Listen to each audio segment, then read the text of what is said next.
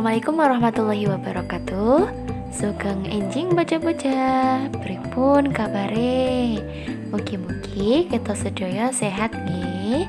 Nah, saderenge sinau, monggo sarang-sarang maos basmalahin. Bismillahirrahmanirrahim. Dinten menika bocah-bocah bakal sinau salah sijine tembang mau copat, yaiku tembang gembu. Nah, siapakan alat tulisnya dan buku paketnya ya. Nah, ditulis yang penting-penting dan tugasnya nanti dicatat di buku tulis. Yang pertama yaitu mangerteni tembang kambuh. Supaya bisa luwih mangerteni bab tembang kambuh, ono ing kegiatan iki bakal diandharake tembang kambuh hiasan dalam Sri Susuhan Pakubuwana keempat. Kang Kamot ing serat Wulangereh. Supaya kalian bisa lebih mengerti bab tembang kambuh, di kegiatan ini akan diajarkan tentang tembang kambuh yang disusun oleh Sri Susuhan Pakubuwana keempat yang memuat di serat Wulangereh. Serat Wulangereh yaiku salah siji anggitane Sinuhun Pakubuwana IV kang ngemot pituduh-pituduh luhur kanggo urip lan panguripane manungsa. Serat Wulangereh adalah salah satu ciptaan dari Pakubuwana keempat yang berisi pedoman-pedoman untuk hidup dan kehidupan manusia.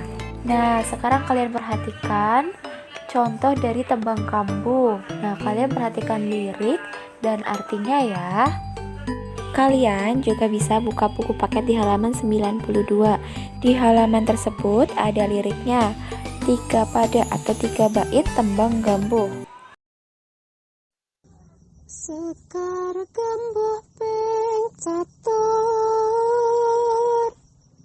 kang cinatur pola kang kelantur tanpa tutur katulo-tulo katali kadaluwarsa katutuh kapatuh padati awon. Padha kalih aja nganti kebanjur barang pola engkang ora jujur yen kebanjur sayekti kucur tanpa becik ngupaya iku pitutur ingkang sayektos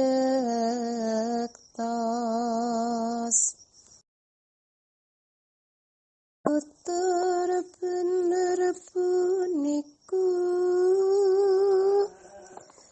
sayektine apantes tiniru nadyan metu saking wong sudra pareki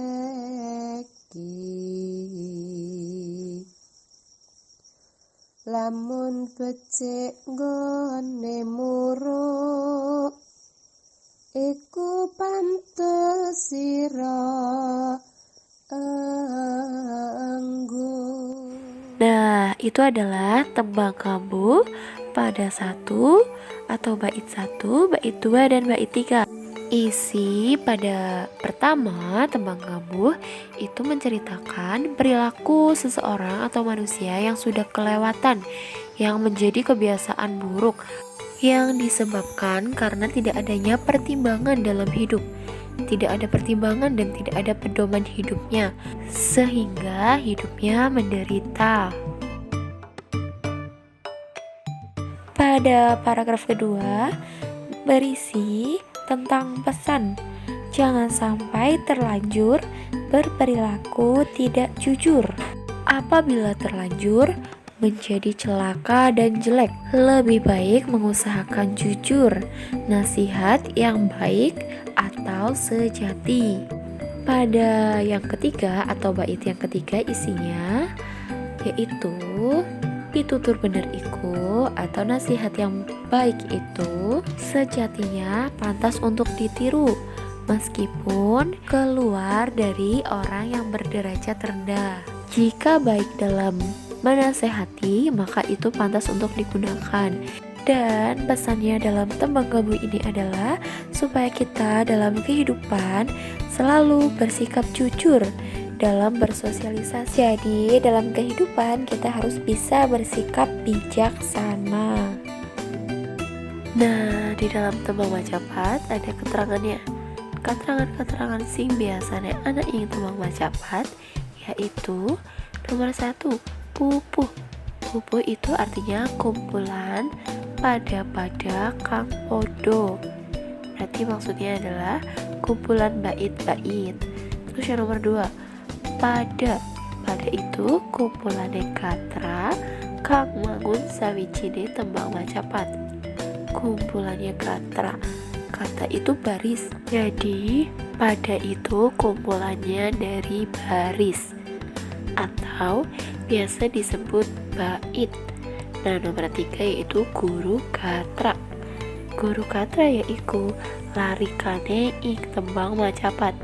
Tadi katra adalah baris. Terus yang kedua ada guru wilangan. Guru wilangan yaitu cacahing wondo atau suku kata saben sakatra. Jadi maksudnya adalah jumlah suku kata dalam satu baris. Nah, suku kata kalian tahu ya. Misalnya Macapat itu terdiri dari suku kata ma, ca, dan pat. Berarti Macapat suku katanya adalah ada 3. Nah, itu contoh dari suku kata. Selanjutnya ada guru lagu. Guru lagu yaitu tibane suara atau vokal ing mungkasane katra.